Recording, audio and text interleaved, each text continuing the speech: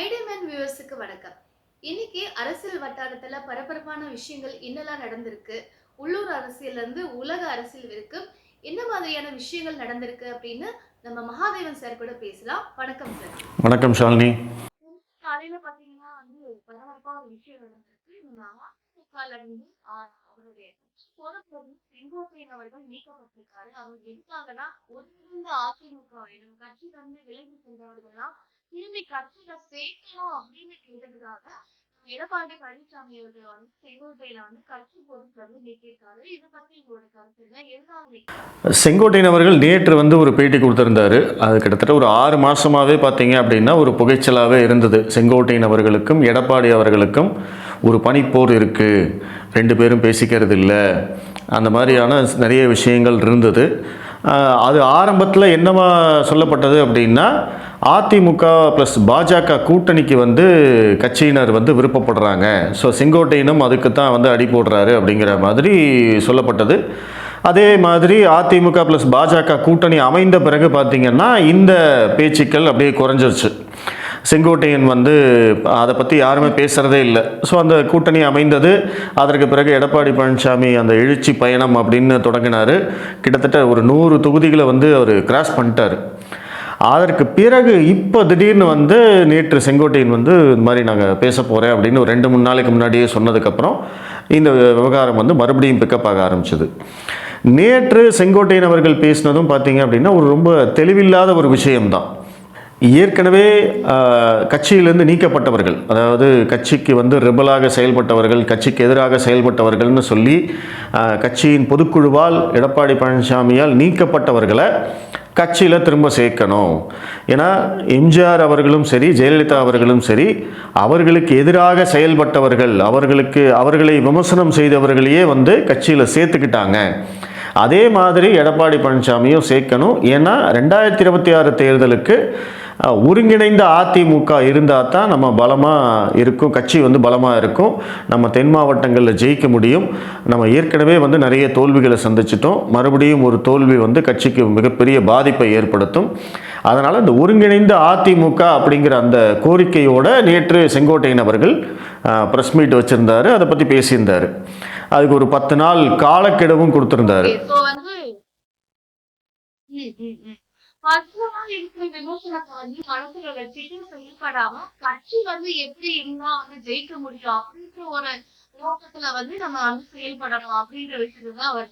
பர்சனல்னு மட்டும் கிடையாது, இப்போ கட்சிக்கு எதிராக செயல்பட்டார்கள். இப்போ எடப்பாடி பழனிசாமியை பொறுத்த வரைக்கும் அவர் கட்சியை தன்னுடைய கட்டுப்பாட்டில் வைத்துக்கொள்ள வேண்டும் அப்படின்னு விரும்புகிறார்.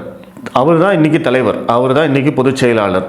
தனக்கு ஈக்குவலாக, தனக்கு சமமாக வேறு யாரும் தலைவர் பதவிக்கு இருக்கக்கூடாது அப்படின்னு அவர் நினைக்கிறார். இப்போது அதனால தான் பார்த்திங்கன்னா சசிகலா, தினகரன், ஓபிஎஸ் இவங்க எல்லாத்தையுமே வெளியில் அனுப்பிச்சதுக்கான காரணம் வேறு ஆல்டர்னேட்டிவே இருக்கக்கூடாது. இப்போ எடப்பாடி பழனிசாமி தலைவர் இல்லைன்னா வேறு யார் தலைவர் அப்படிங்கிற கேள்வி வரும் இல்லையா? அப்படி ஒரு கேள்வி வரும்போது சில ஆப்ஷன்ஸ் நம்ம சொல்லுவோம், இவர் தலைவராக வரலாம், அவர் தலைவராக வரலாம்னு. அந்த மாதிரி ஆப்ஷன்ஸே இருக்கக்கூடாது அப்படிங்கிறதுக்காகத்தான் இவங்களையெல்லாம் வெளியில் அனுப்பிச்சதுக்கு காரணம். ஏன்னா இவங்கெல்லாம் இருந்தாங்க அப்படின்னா அவருடைய தலைமை பதவிக்கு ஆபத்து. ஸோ அந்த ஒரு காரணத்தினால தான் அவர் ஒவ்வொருத்தரையாக அனுப்பிச்சார். அது அரசியலில் அதை நம்ம தவறு அப்படின்னு சொல்ல முடியாது. ஏன்னா அவர் தான் கட்சியை வழிநடத்திட்டு இருக்காரு. எல்லாமே சட்டப்படி தான் நடந்திருக்கு. பொதுக்குழுவை கூட்டி தான் எல்லாத்தையும் நீக்கியிருக்காங்க. இன்றைக்கி கட்சி தொண்டர்களும் பார்த்திங்கன்னா எடப்பாடி பழனிசாமியை ஒரு தலைவராக ஏற்றுக்கிட்டாங்க. அது நம்ம அவருடைய எழுச்சி பயணத்தை பார்த்தோம்னாலே நம்மளுக்கு தெரியும். நிறைய கூட்டம் வந்துக்கிட்டே இருக்குது. மக்கள் அவரை பார்க்குறாங்க. அதிமுக தொண்டர்கள் அத்தனை பேருமே அவரை தலைவராக ஏற்றுக்கிட்டாங்க. இப்போ இங்கே பிரச்சனை என்ன அப்படின்னா, அவர்களை மீண்டும் அதிமுகவில் சேர்ப்பதன் மூலமாக தேர்தல் வெற்றி கிட்டத்தட்ட உறுதியாகும் அப்படின்னு சொல்லலாம். அதாவது திமுகவுக்கு ஒரு பலத்த போட்டியை ஏற்படுத்தலாம். இப்போ இருக்கிற அதிமுக அப்படிங்கிறது கொஞ்சம் பலவீனமானதாக கருதப்படுகிறது. ஏன்னா இவங்கெல்லாம் வெளியில் இருக்காங்க. அதனால் நம்ம ஒருங்கிணையலாம், தேர்தல் வெற்றியை உறுதிப்படுத்தலாம், நம்ம இன்னும் பலமாகலாம் அப்படிங்கிறது தான் செங்கோட்டையனுடைய கோரிக்கை. அவர் மட்டும் இல்லாமல் கட்சியில் நிறைய பேருடைய கோரிக்கையும் அதுதான். ஆனால் எடப்பாடி பழனிசாமி என்ன நினைக்கிறாரு அப்படின்னா, அவர் வந்து வெளியில் போனவங்களை எந்த காரணத்தை கொண்டும் கட்சிக்குள்ளே அனுமதிக்க மாட்டேன் அப்படிங்கிறது தான் அவருடைய நிலைமை. அப்படிங்களா? அவர் வந்து அவருடைய நிலைப்பாடு அதுவா இருக்கு. சரி, இப்போ செங்கோட்டையின் பின்னாடி வந்து அவருடைய பின்னாடி வந்து பாஜக இருக்கா, இல்லைன்னா திமுக இருக்கா, அந்த மாதிரி ஏதாவது ஒரு பாஜக இருக்கா, திமுக இருக்கு? பாஜக இப்போ இது வந்து ஆரம்பத்திலிருந்தே அதிமுகவில் என்ன குழப்பம் வந்தாலுமே அந்த குழப்பத்துக்கான காரணம் பாஜக தான் அப்படின்னு சொல்லி ஒரு டாக் ஓடும். பாஜக தான் வந்து இவங்களை தூண்டி விடுறாங்க. ஏன்னா இதற்கு முன்னாடி ஓபிஎஸ் அவர்கள் வந்து போராட்டம்லாம் செஞ்ச போதும் அவருக்கு பின்னாடி பாஜக தான் இருக்குது அப்படின்னு சொன்னாங்க. அதே மாதிரி மற்ற சில குழப்பங்கள் வந்த போதும், இரட்டை இலை சின்னம் தொடர்பான பிரச்சனைகள் வந்த போதும் சரி, இவங்களை எல்லாம் ஒருங்கிணைக்கணும்னு பேசின போதும் சரி, எல்லாத்துக்குமே வந்து பாஜக தான் காரணம் அப்படின்னு சொல்கிறது தான் தமிழ்நாட்டில் வந்து ஒரு ஃபேமஸான காரணம். என்ன நடந்தாலும் அதை வந்து பழியை தூக்கி பாஜக மேலே போடு அப்படிங்கிறது தான் ஒரே ஃபார்முலா. ஸோ இதுக்கும் வந்து அதே மாதிரி தான் சொல்கிறாங்க. ஆனால் என்னை பொறுத்த வரைக்கும் பார்த்திங்கன்னா, செங்கோட்டையன் பேசினதில் வந்து பின்னாடி பாஜக இருக்குன்னு நான் நினைக்கல. ஏன்னா இப்போ வந்து பாஜகவுக்கு தனியாக தேசிய ஜனநாயக கூட்டணி அப்படின்னு ஒரு கூட்டணி இருக்குது, ப்ளஸ் அதிமுகவோட கூட்டணியும் வச்சுட்டாங்க. வச்சதுக்கப்புறமா செங்கோட்டையனை வந்து இப்படி பேச சொல்லி தூண்ட வேண்டிய அவசியம் இல்லை. ஏன்னா இப்போது அமித்ஷா நினச்சாரு அப்படின்னா நேரடியாக எடப்பாடி பழனிசாமிகிட்டே பேசலாம். இப்போ அவங்க ரெண்டு பேருமே ஏற்கனவே பேசி சில கண்டிஷன்ஸ்க்கு ஒத்துக்கிட்டு தான் இந்த கூட்டணி அமைஞ்சிருக்கு. அது நம்மளுக்கு என்ன கண்டிஷன்ஸ்னு தெரியாது. கண்டிப்பாக பாஜக தரப்புலையும் சில கண்டிஷன்ஸ் போட்டிருப்பாங்க, அதிமுக தரப்பில் எடப்பாடி பழனிசாமியும் சில கண்டிஷன்ஸ் போட்டிருப்பாங்க. இது ரெண்டும் சேர்ந்து தான் வந்து இந்த கூட்டணி அமைஞ்சிருக்கு. ஸோ இதற்கு பிறகு மறுபடியும் இப்போ வந்து செங்கோட்டையனை தூண்டி விட்டு தான் இவங்க பண்ணணும் அப்படிங்கிறத நான் நம்பலை.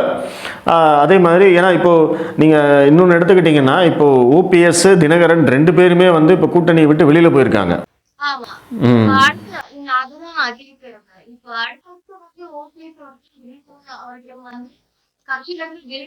ஆமாம், மிகப்பெரிய இழப்பு. ஏன்னா அவங்க வந்து 2024 தேசிய ஜனநாயக கூட்டணி அப்படிங்கிற ஒரு கூட்டணிக்குள்ளே இருந்து அந்த ஒட்டுமொத்த கூட்டணியும் தான் 18.5% வாக்கு வாங்கினாங்க.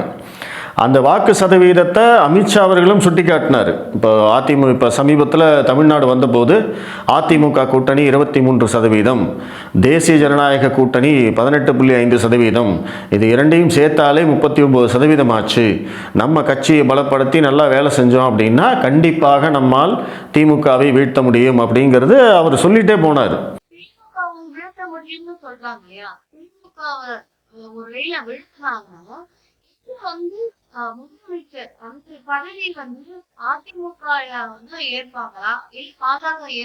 இல்லை, இந்த கூட்டணியை பொறுத்த வரைக்கும் தமிழகத்தில் தேசிய ஜனநாயக கூட்டணிக்கு அதிமுக தான் தலைமை. எங்களுடைய முதல்வர் வேட்பாளர் எடப்பாடி பழனிசாமி தான் அப்படிங்கிறத முதல் தடவை சொல்லிட்டார். ஸோ அதனால் அதுல எல்லாம் வந்து காட்டணும், அதில் மாற்றத்துக்கு வாய்ப்பே இல்லை. ஏன்னா இங்கே வந்து அதிமுக தான் பெரிய கட்சி, அதை நம்ம ஒத்துக்கிட்டே ஆகணும். இங்கே அதிமுக தலைமையில் தான் வந்து கூட்டணி, ப்ளஸ் அந்த கூட்டணியில் தான் இப்போது தமிழக பாஜகவை பொறுத்த வரைக்கும் அவங்க முழுக்க அதிமுகவை சார்ந்தே இயங்குறது அப்படின்னு முடிவு பண்ணியிருக்காங்க. இப்போ அண்ணாமலை இருந்த வரைக்கும் அவர் தனிப்பட்ட முறையில் அவர் வந்து இயங்கிட்டு இருந்தார். அதிமுகவுடைய கூட்டணி இருந்த போதும் சரி, அது கூட்டணியை விட்டு விலகினதுக்கு அப்புறமும் சரி, அவர் வந்து தனிப்பட்ட முறையில் இயங்கிட்டு இருந்தார். தனிப்பட்ட முறையில் கட்சி செயல்பாடுகள் இருந்தது. ஆனால் இப்போ வந்து எடப்பாடி பழனிசாமிக்கு அதிமுகவை மீறி நம்ம செயல்படக்கூடாது அப்படின்னு ஏதோ ஒரு காரணத்துக்காக தமிழக பாஜக தலைவர் நயினார் நாகேந்திரன் முடிவு பண்ணியிருக்காரோ அப்படிங்கிற சந்தேகம் வருது.